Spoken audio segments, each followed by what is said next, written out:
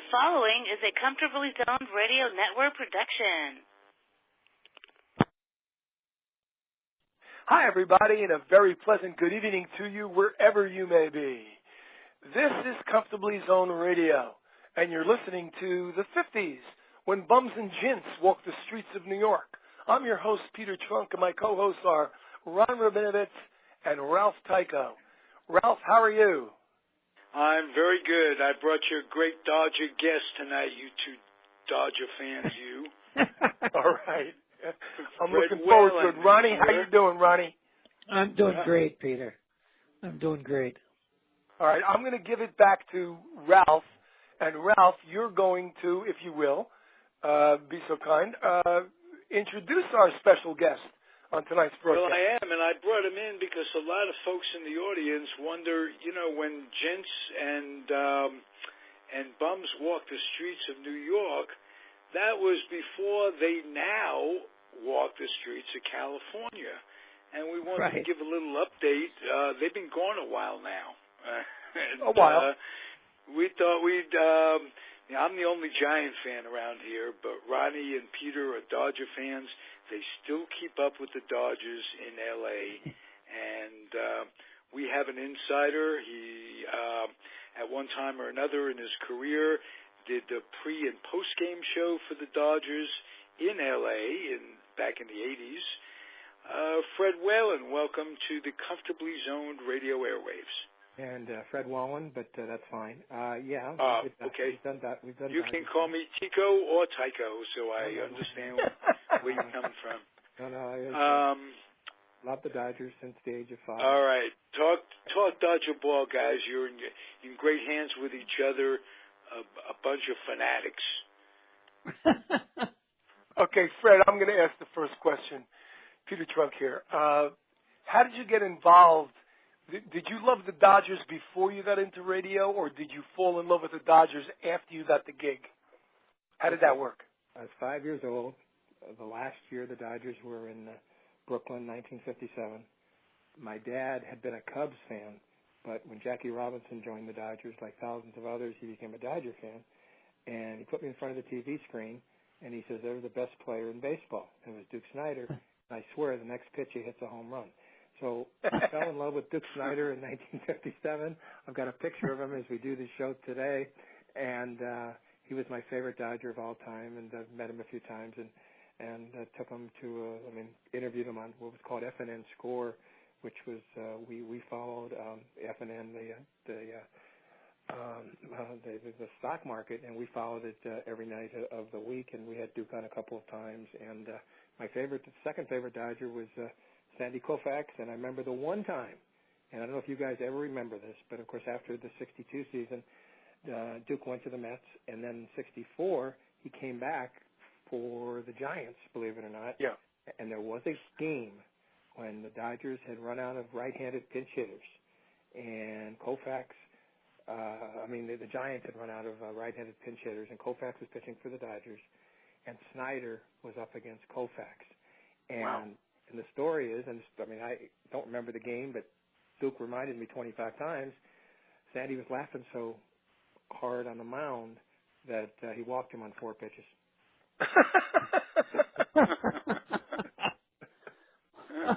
That's funny. That's funny. That's a funny story. Walked him on 4 pitches. Yep. Hey, Fred, you must have had some interaction over the years with Vin Scully. Could you share a story or two? Well, there's nobody that doesn't like Vin Scully.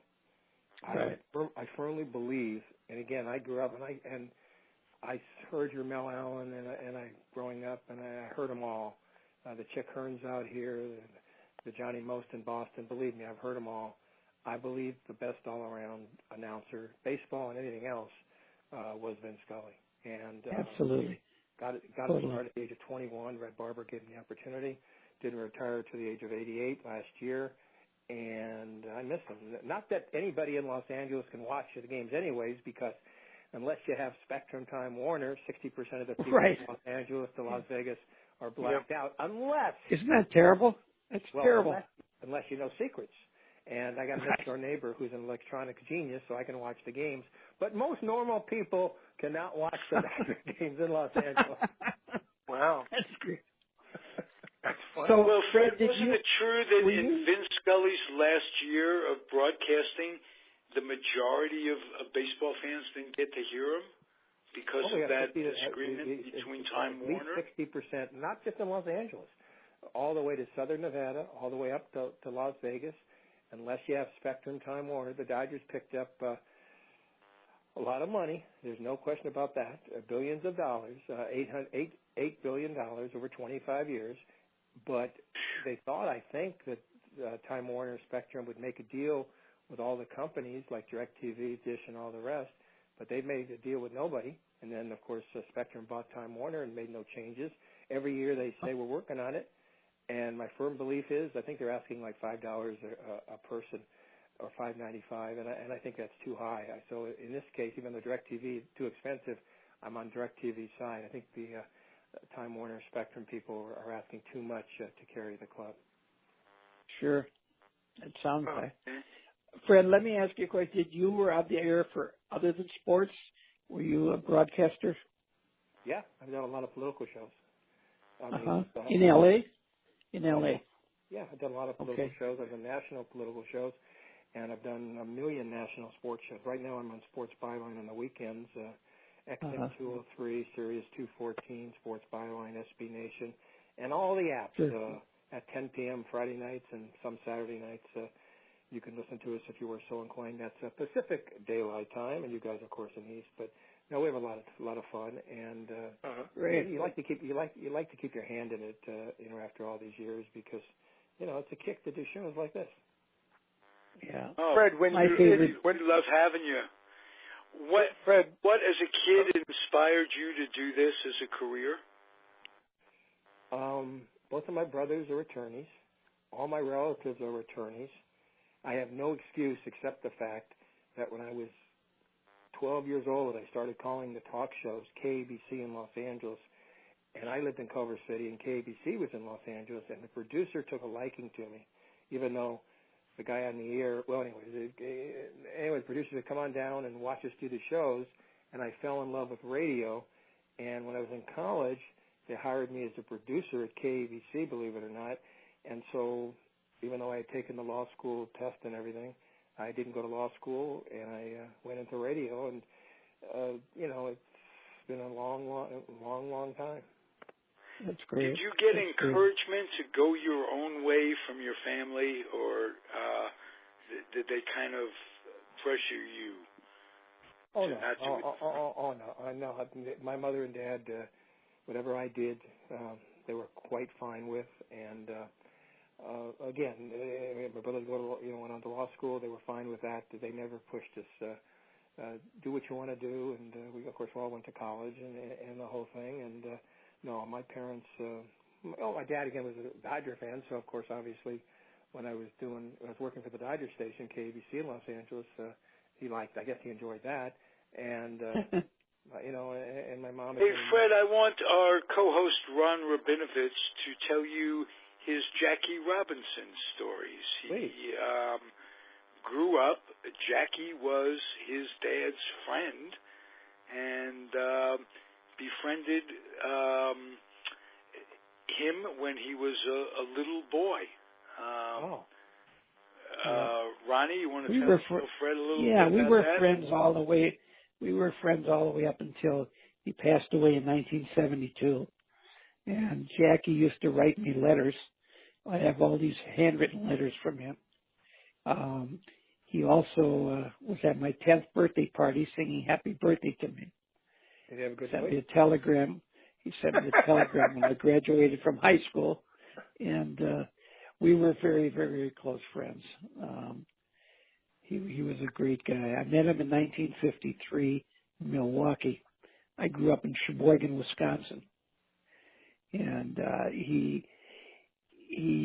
my dad wrote him a letter and told him how much I admired him, and he wrote back. And he said next time the club's in Milwaukee playing the Braves, he'd love to meet me. And we went to a game, and that's where I met him. And he said, stay in touch. So I used to call him, and I had his phone number at home, his unlisted phone number. So we were very, very close friends. And I go around the country, and I speak about him and about diversity and things like that to corporations, companies, schools, and organizations. Well, I mean, how many people had the guts or would have the guts of a Jackie Robinson? I know very few. He had the greatest. Yeah, he had the greatest guts. Yeah. And you know what? Ronnie is still friends with Rachel Robinson. Wow. And and Sharon. Because of Rachel, David. that Jackie was able to do what he did. Let me ask you guys a question. I'm sure you all watched the movie 42. Sure. Yes. Okay. Now, most sports movies, we know there's so many errors, it's beyond belief, right? But please explain this to me, okay? Jackie's at the plate, and he pops the ball up, and he stays at home plate. He's not running to first base like somebody couldn't drop the ball. Could that ever happen in the major leagues? That's A. And B, if you're a producer or a director, don't you hire somebody who knows baseball to say, no, he's got to run, because everybody who knows baseball knows he's got to run because the guy could drop the ball. Right. Any thoughts on that? Well, it's probably the editor that screwed up there. I can take the ball on that one. Let me comment on that if you don't mind. I love the movie because of the simple fact that they the way they reproduced the ballparks with the digital the digital way they did Ebbets Field and the Polo Grounds and other places.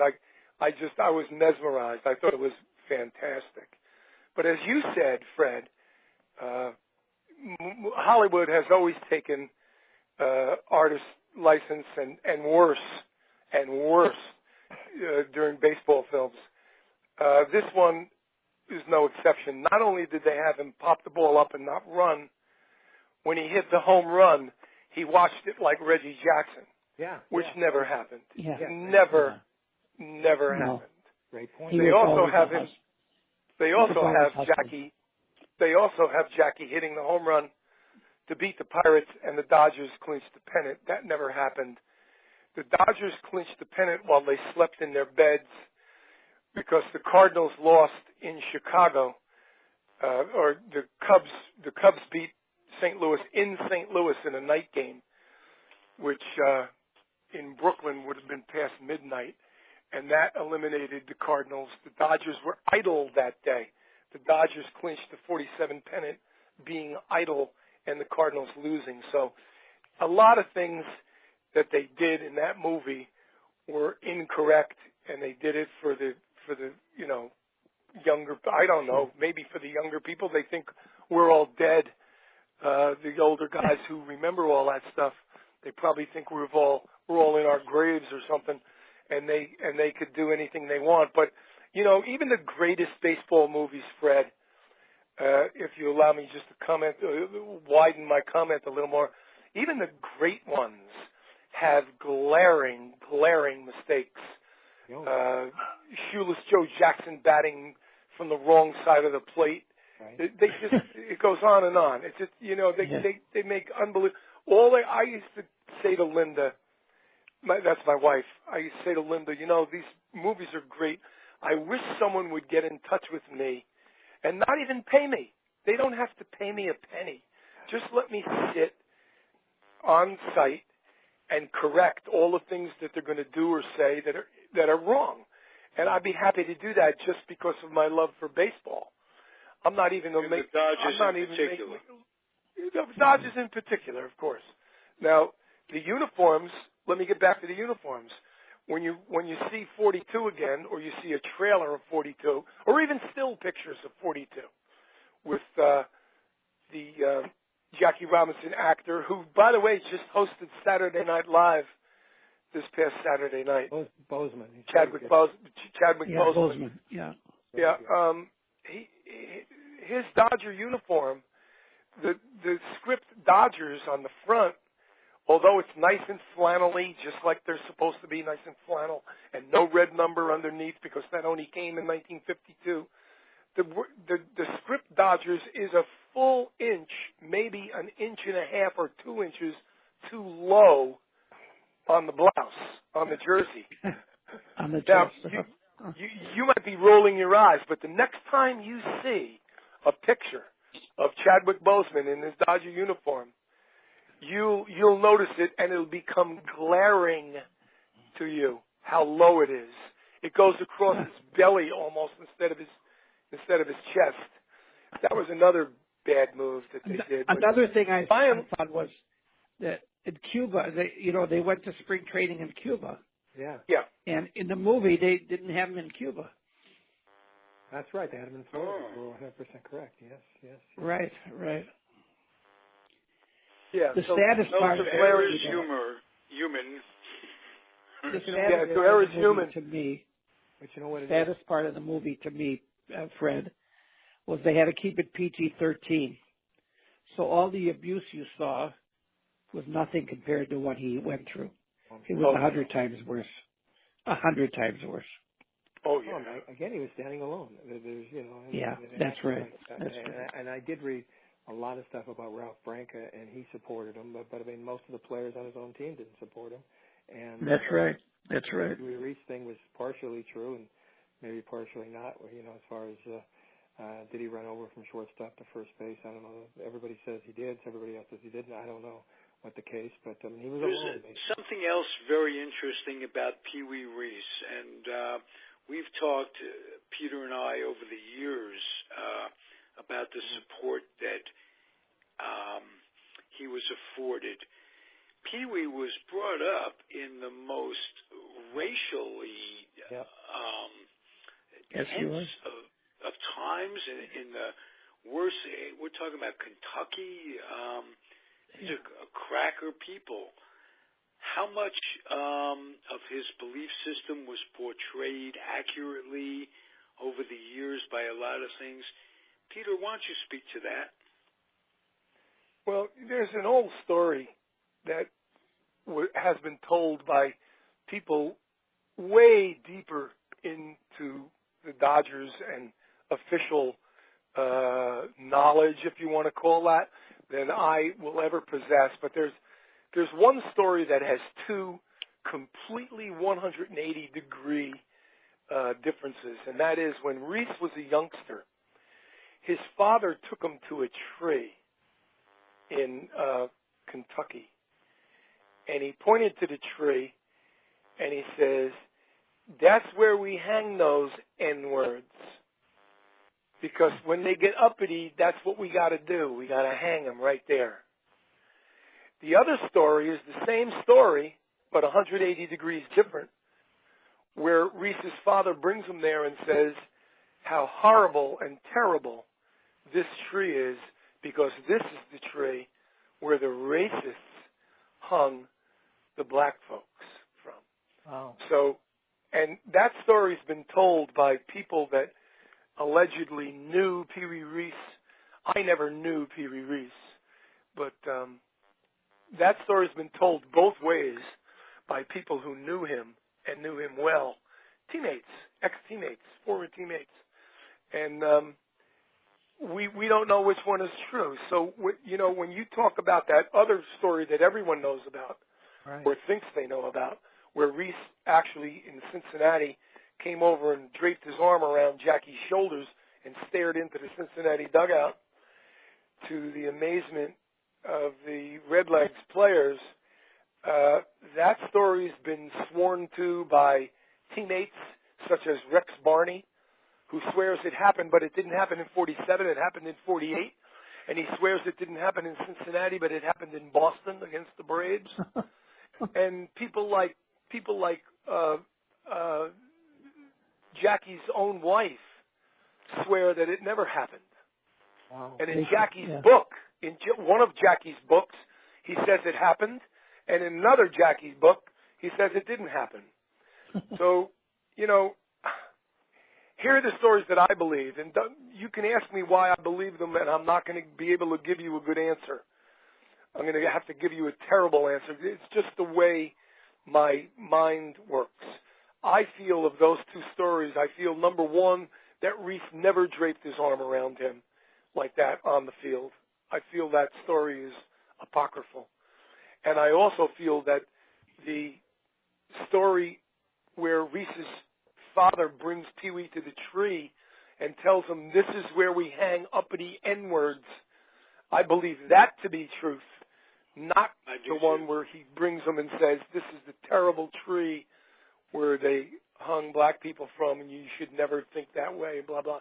I think the first story is true, and I think the draping the arm by Reese around Jackie's shoulders is not true. And like I said, you can ask me, well, how do you know that, Peter? I don't know it. Well, why do you feel that way? I don't know why. Those are the beliefs that I have. That's what I believe. And I can't shake it. I can't believe the other two versions of those stories. Don't ask me why. But well, let me ask you a question. And I've never looked this up. Okay, so was it Cincinnati, or as you indicated, some people said it was Boston, as far as draping his arm around? Yeah. We looked up newspapers of the next day, and I think that would have been mentioned if he had.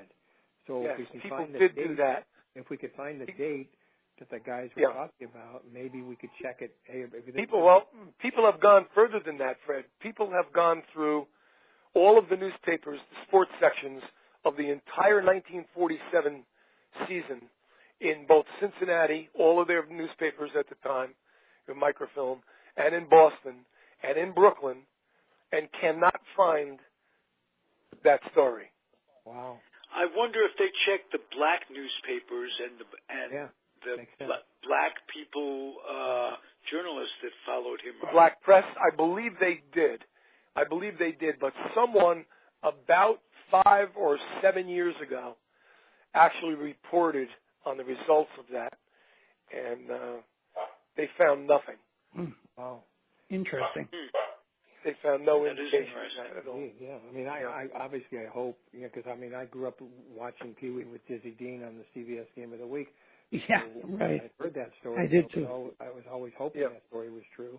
But as you grow up, and you read. Fred, where did you grow up? Los Angeles. Did you grow up back east?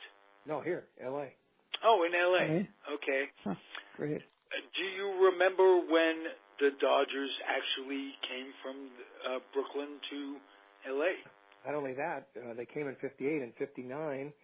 My dad took me to the Roy Campanella night, 90. Oh, in the Coliseum. Wow. Oh, wow. Yeah. Wow. I contend that was the only thing Walter O'Malley ever showed, the only time he ever showed humanity. Was taking care of Roy. Now watch it. Yeah, I'm very good friends with Peter. So watch Peter it. O'Malley? Yeah. Peter saved my job a couple of times at KABC because I spoke what I felt was the truth, and there were certain Dodger members in the 80s who didn't like to hear the truth. And when I left KABC, in the stupidest decision ever made, it was over $5,000 that the general manager had promised me, and he wouldn't come through the next year, so I quit. But anyway, the point is, a couple of Dodger players tried to get me fired in the 80s because, well, could Steve Sachs throw? I said the truth. He couldn't, and he didn't like to hear that, and he tried to get me fired. And Peter O'Malley said in front of me, in front of the general manager of the station, and in front of Steve Sachs, he's doing a great job. Stay off his back. He loves the Dodgers like we do, and that was the end of that. But I mean, so I've always loved Peter O'Malley. But your point about Walter and Brooklyn, and I know the whole story. But I have forgotten that because I love Peter O'Malley. He sends me Christmas gifts, Christmas. That's a good story. Pictures every. It is a great story. Year. Yeah, I think he's a good guy, Peter. I think he's a lot different than his father was, for sure. And of course, his nephew and his son, part owners of San Diego Padres. Yes. Right. Whoa. You know Mark Langell? I'm sorry? Do you know Mark Langell with the Dodgers? No. The historian? I don't. Mark Langell. No? Okay. I don't know it. Do not. I've been with him for a long time. We're good friends. So. Huh. Okay. Now I'm going to ask all three of you guys. I know the answer in Peter's case, and I guess I basically know the answer in Ronnie's case. If you weren't Dodger fans, who would you root for? Fred. Historically? Yeah. I was a big pitchers fan. So, you know, the Jim Palmer era with Baltimore. Mm-hmm. So even though I was in L.A. all my life, 99% of my life, maybe the Orioles at that point. Now, I guess the Angels. I mean, you know, just because they're here. I mean, but really it's only the Dodgers. I mean, there's no real second team. In other sports, there would be a second team, but as far as baseball, okay, now I'd like to get to know you a little bit, Fred. So if you excuse these questions, if it weren't for sports, what would be your passion in life? Politics. Politics. Okay. Politics. I do a Facebook show every day at 6 o'clock East, 3 o'clock West. I'm the lefty on a right lefty show. Tom Simon is in Phoenix, Arizona. His dad, this is a crazy story, but when I was in college, it was his dad, Jim Simon, who actually hired me to be a producer. And then I happened to see Tom Simon writing stuff on Facebook about a year ago, and we started emailing back and forth, and I said, you're not related to Jim Simon. Yeah, I'm his son. And then we started emailing, and then he discovered how far to the left I am, and I know how far to the right he is. So we scream at each other for an hour every day on Facebook. If you go to Tom Simon Trending Topics Radio, Tom Simon Trending Topics Radio at 3 o'clock. Now, may I ask you, does he consider himself right-wing, or is he really nuts to the Trump side? I mean, yeah.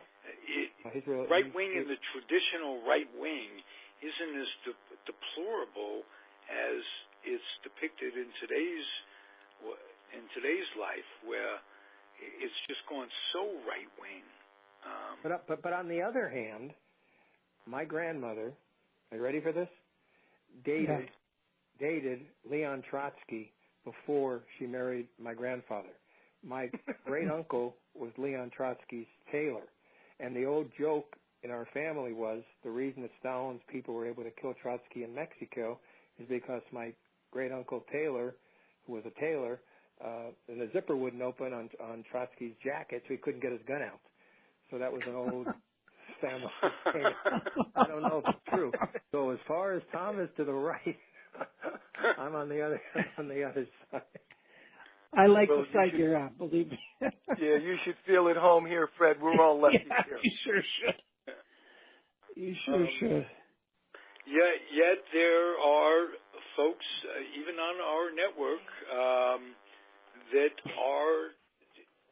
have right-wing tendencies, and sure, that's okay. You accept that's okay. Absolutely okay. You know what? But you know what? And I'm sorry. Sometimes you just have to shake them a little bit and say, okay, but "What the hell happened?" Here's the thing. I'm the least religious person you're going to find. I'm an agnostic, but the one thing I really can't stand is lying. And there's nobody, and I don't care, right wing, left wing, middle wing, that can't tell me that every other word that Trump says is not a lie. So it is. That's my sure point. You can argue right wing politics all you want, but don't say he doesn't lie about almost everything. That kills me. That just drives me bananas. He does lie about everything. Just don't lie. Just tell me. Because you know he lies, but you love him anyways. That's okay. But don't say he doesn't lie because it drives you. Right. Well, I'd like to know who loves him and why. Well, 35% love him. Yeah. I know. But you answered that, but you didn't answer the why question. And that be true, 35% of the folks that are out there voted for Trump, and it encourages me to be an agoraphobiac. Okay, this is something I've always believed, and again, I'm more political than I am sports, to tell you the truth. Okay, I've always believed this, and my mother sort of taught me this. No matter how down and out you might be in this country, there are people in this country who want to see other people even lower. So my point is, let's say you're a white guy making $9 an hour. You want to feel better. You feel better if there's a black guy making $8 an hour, because then you feel you're better than somebody. And you don't care if the rich people are making billions, as long as you're making more than somebody. And so when Trump brought up the wall and Trump brought up the Mexicans and Trump brought up the Muslims, it gave them something to fight for because they might be having a horrible life, but they could give somebody else even a worse life. And I firmly believe that's the 35 to 40% that follow Trump. I agree with you. And you know something, Ralph? Very depressing. 35% of the people that voted for him. 22% of the eligible voters voted for him. Yeah. So it's even lower than 35%. No, but Those are just the folks that went to the polls. Yeah, no, but in the polls it'll say now. The people that love him, though, I will have to admit this. I do have to admit this. They're the biggest hypocrites in the world. They hated Obama for every single thing that Trump does and says. He does and says many of the same things Obama said, and they love him. And when Obama said it or Hillary said it, they wanted to lock them up and get rid of them and all this stuff. They're the biggest hypocrites in the world. But I will tell you this. They are solid. There are no people on the fence that like Trump. They love him with a capital L, capital O, capital V, capital E. They love him, and they're staunch. They cannot be bullied. They cannot be talked down from the limb or talked away from the cliff or whatever you want to, however, whatever analogy you want to put on it. They just love him, and they're totally blind. When this porn star went on 60 Minutes and said all the things that she said, you know what they say? You know what the Trump lovers say? Oh, JFK screwed around too. Yep, that's the answer. Like it's equal. That's equal. Right. Well, again, So you're never going to budge them. Trump said something. I almost said Trump said something stupid. Well, that's a stupid statement. One of the millions of stupid things that Trump said a long time ago was, I can walk down Fifth Avenue and shoot somebody, and I would go down in the polls. I 100% believe that. Well, no, he proved that. The people that love him are unshakable, and that's scary. He proved that on Saturday night at the towers, Trump Towers in New York on Fifth Avenue. He refused to put sprinklers in. A man, Todd Brasner, who was an art dealer and lived on the 50th floor, and there were no sprinklers, and he died of the fire, and 6 fire people got injured. So he proved it. He could, and again, nobody mentions it on Facebook. Nobody. On our Facebook show. Is it true he said he's just a Jew or something like that? Well, it was on the front page of the New York Daily News, and as part of something you learn a long time ago in journalism is you need at least 2 people to confirm before you'll say or write anything like that. So apparently the Daily News had at least 2 people say it, but then no one else picked it up. So I don't quite understand the whole scenario. He called him a crazy old Jew, apparently, allegedly. But again, that's Trump. I mean, if he says he's worth $5 billion, what could it possibly cost to put sprinklers in? $100,000, $50,000? He didn't care, and the city tried to force him to do it. They said, in January there was a fire there, and nobody died. This time somebody did die, and we just talked about it a couple hours ago on the show, on the Facebook show. The people don't care. It's like it's irrelevant. I mean, it wasn't his job to do it because it wasn't the law. He built a place before the law came into effect, and my point was he's just cheap, and he could have done it just to be a nice guy, but he's not a nice guy. So he's not a nice guy. I wonder if his own apartment had sprinklers. That's what I was just going to ask. I'm sure they put him up or something. I guarantee it. It's a crazy world, and now of course, It's so bad. There's only 2 or 3 things that he's going to do over the next few days. You know that he's either going to fire Rosenstein, he's going to fire Mueller, or he's going to bomb Syria. One of those 3 will happen. Just he has to. What's going on? He has to do something in Syria to deflect the Mueller situation. Imagine if you would, Fred, just for a second, if Hillary Clinton owned that building in New York City and a person died because she refused to put in sprinklers. Imagine what Sean Hannity would have said on Fox News. Oh, my God. Can you imagine? Well, hey, I don't know if this is true, but I read something on Facebook today, a story. Paul Ryan is resigning. He's not going to run. Yes. Yes. Thank God. Even though in his own district he was up, I looked at the poll, he was over a guy named Price, 56 to 34%. But he knows that he will not be the head of the House anymore because the Democrats will probably take over in November, and so he didn't want Absolutely. to, Absolutely. So well, I hope when they take over, they do a better job than Pelosi did when she took over in Bush's second term, and could have really put the hammer down on him and chose not to. Do you remember that, Fred? Of course I remember that. But here's the thing. I firmly believe that if the Democrats, and I think they will, take over the House, I think they will vote to impeach. And then the question is, will he be convicted? And he won't. See, Nixon, you can say what you want about Nixon, but he wasn't a dumb man. And when Goldwater came up to him and said, we can't be with you, we're dead in the water, he did resign. This man, Trump, he's had 4,000 lawsuits in his life. He will fight this to the bitter end. He will destroy the world before. Yeah, he's not. That's right. Yeah. He will. It's not going to happen. You're right. It's not going to happen. Right. Not going to happen. But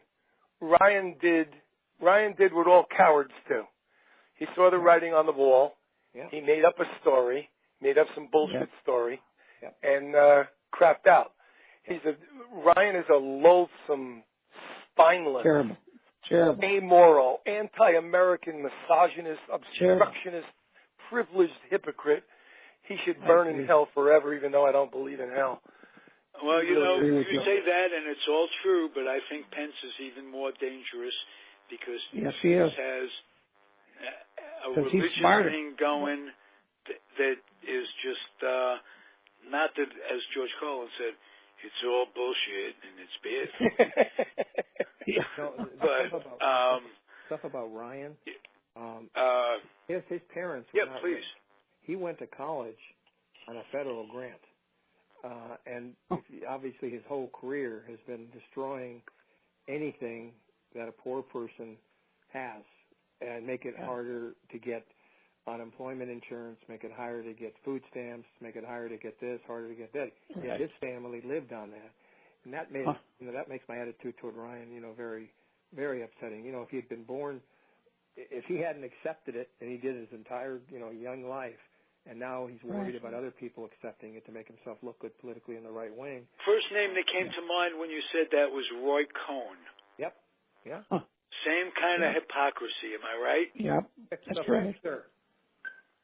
The fix, how many people, again, living in L.A., and my mother was very left-wing, we had people over the house like once every week, every other week, who were either writers. We didn't have any actors over.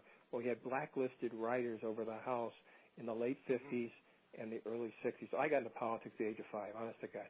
So I heard the stories about Roy Cohn, Joe McCarthy, Richard Nixon, Ronald Reagan, how they destroyed people's lives. John Garfield committed suicide, and the whole routine. So I knew all this stuff, and it's been with me since then.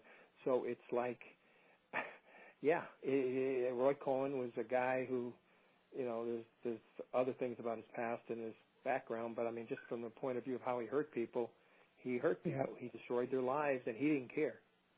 No. He was ruthless. That's the word. I've been involved in politics, too, all my life. My father was a Democratic National Committeeman for the state of Wisconsin. Really? And he was a very close friend with Jack and Bobby. Matter of fact, both of them stayed at our home before he was president. Right. And he was the one that convinced Jack to run in the Wisconsin primary in 1960. And he felt that if he could beat Hubert Humphrey in his backyard, it would help catapult him to the nomination, which in fact it did. So he took me out of high school off and on for 6 weeks. I traveled around the state with the whole Kennedy family, got to know them all. It was quite an experience. So let's take it back to the beginning. Jackie Robinson in 1960 was a Nixon guy. Please explain. Absolutely. I have letters from Jackie that say he'd be writing me a sweet letter, and then he'd say, "Tell your father this and that about the Democrats." It was so fun. And but he said, came to change his mind, Jackie, before he passed. Yes, he did. He did change his mind later. Yeah, later. But I was just saying that it's sort of funny that a guy, Nixon had always been Nixon, and Hagen Douglas and the blacklist. Sure. I mean, you would be surprised. I don't know how closely Jackie really followed politics, even though he lived, in 4-star in sports at UCLA and the whole thing. You'd figure he really would follow politics, but maybe he really didn't know about. Who, Jackie? Oh yeah, he was very active in politics. So I mean, he was a Rockefeller Republican. And I think today Rockefeller. Yeah. Rockefeller had been thrown out of the party. Yeah. So he would not be allowed in there anymore. Yeah. Well, Rockefeller is so to the left of anybody that's a Democrat, that's a Republican today, that it's not even funny. In '64, when they nominated Goldwater, he refused to. He walked out of the convention. And Jackie did, and he would not support him. So he should never have walked into the convention. Yeah. So let me tell you my Gene McCarthy story. In 1968, as a teenager, I worked in his headquarters on Fairfax Boulevard in Los Angeles. I love Gene McCarthy. Okay, so in 1976, nobody knows this. He actually ran again because he hated Jimmy Carter. So for 3 weeks. When he was in Southern California, Fred, me, I was his driver. I never had more fun in my entire life. I swore to you. No kidding. He was the smartest politician I've ever met. But one crazy story is, I don't know if you guys know Southern California, but we were going to some meeting in the Valley, and we were talking about something, and then I said, by the way, and he told me to always call him Gene. Gene, let me just tell you something. My mother thinks that Ray Milland and you are the two most handsome men on earth. And he said, what did you say? I said, my mom said that you and Ray Milland are the two most handsome men on earth. And he said, where does your mother live? And I said, Culver City. And he said, let's go there. I said, no, it's 30 miles. He said, I want to see your mom. So I knock on my mother's door, and I say, somebody wants to see you. And I swear to God, she fainted almost. And they must have had tea for like an hour. And it's like she died. She never forgot that day. She got to meet Gene McCarthy, who she liked a lot. And she had been a Kennedy supporter in '60, but by '68, she was totally for Gene. And of course, in '76, because her son drove him around, she was for Gene. And something I'll never forget. That's a great story. That's a great story. That's terrific. Smartest That's a great story. Yeah, I live in Minneapolis. Oh, okay. Then you know Humphrey and Gene and the whole thing. I know all the whole. Yeah, I grew up in Wisconsin, but I live in Minneapolis. Wow, and Gene was a big baseball fan. In '76, I took him to Dodger Stadium, and he was a close friend of Walter Alston because, of course, they played in St. Paul. St. Paul, sure. The minor league Dodgers. Yeah, the St. Paul Saints. Yeah, so right. He knew Walter like not best friends, but close friends. I remember Jim Gilliam. I asked Jim where was Walter, and he says, "Oh, Skip's over there." He called him Skip, and something I'll never forget. And of course, Jim, we lost Jim soon afterwards, but died way too young. Jim Gilliam, but McCarthy was a big baseball nut. We talked baseball, we drove, everything else. It was a crazy 3 weeks. I got to tell you. That's great. That's a great story. And he hated. Is Ron Barr still with your guys? Yeah, Sports Byline. He owns it. Oh, does he? Yeah, he owns sports. Oh, he started syndicated radio Ron Barr did, back in, I would say, the mid-'80s. Am I correct on that, Fred? They first started in the late '80s before ESPN, and I was on a network in the early '90s called 92.3, 4 called the American Sports Radio Network, which became the American Sports Radio Network.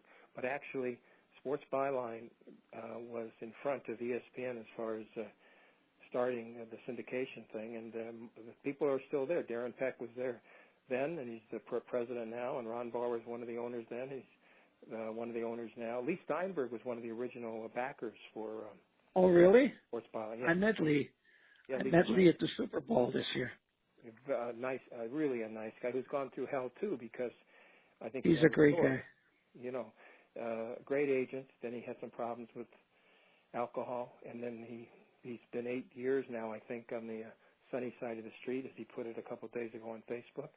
And I've gone to a couple of his birthday parties, and he's just a wonderful guy. He was most likely to succeed at Hamilton High School in Culver City, California, in 1966. That was Lee Steinberg, and then, of course, he went on to great fame as an agent. Do you know his partner, Cosmo? Cosmo DiCanola? I think that's where the party was the last time I went, about 3 years ago. Yeah. I'm not sure. Yeah. That's where his party was. Because I drove Cosmo around when he came here for the Super Bowl. Wow. We got to be very dear friends. Such a great guy. Yeah. Okay, I got to throw a little Giants in here somehow.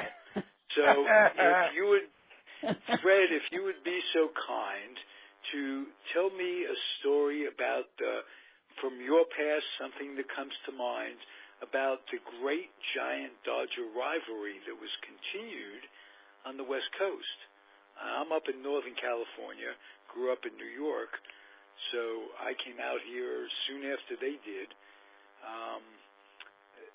Soon, maybe 7 years after they did, and lived my life up here. The rivalry continues.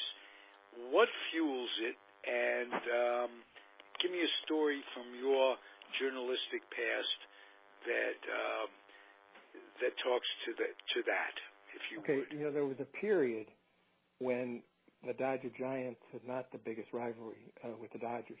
It was the Reds, when they were in the same division. There was a period when I don't think there's any question that the Reds-Dodger rivalry was bigger than the Giants-Dodger rivalry. But really, I'll tell you a story going back to Gene McCarthy.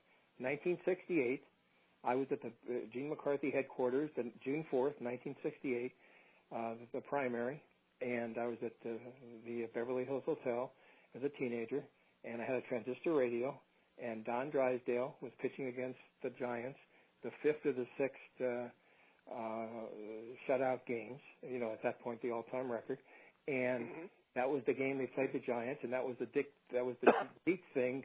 Did he get out of the pitch? Did he try to get hit on purpose? And the umpire ruled he didn't try to get out, so they gave Drysdale another shot, and he completed the game and another shutout. That was the night at the other hotel, the Ambassador Hotel. Bobby. Robert Kennedy was assassinated on that very night. So that's sort of a Giants-Dodger story that has politics involved. Yeah. Sure, exactly.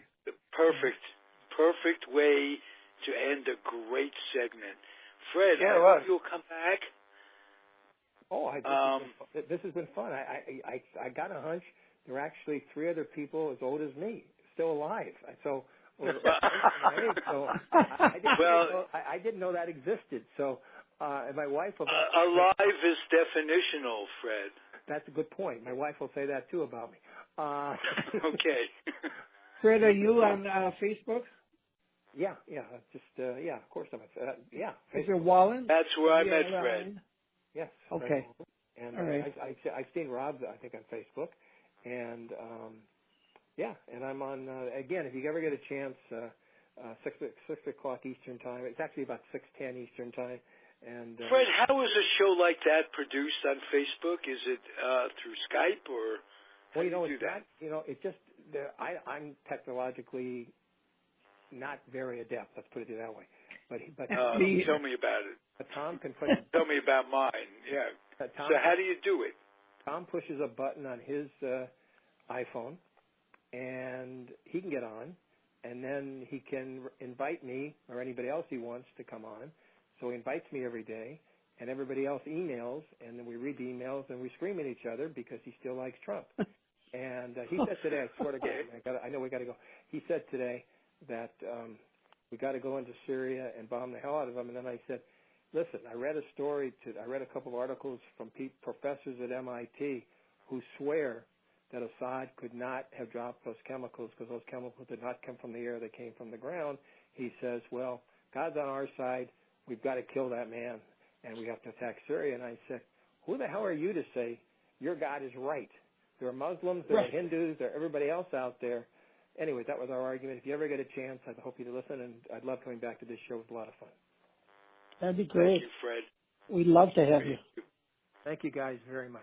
Peter, you want to close us out? We'll close it out. I want to thank my co-hosts as usual, Ron Rabinoviz and Ralph Tyko. I'm Peter Trunk. We'll thank our special guest, Fred Wallin. We hope you come back again. Thank you, gentlemen, and all of you have a very pleasant evening. Good night. Bye, guys. Thanks. Good night. Thanks, Fred. Bye-bye.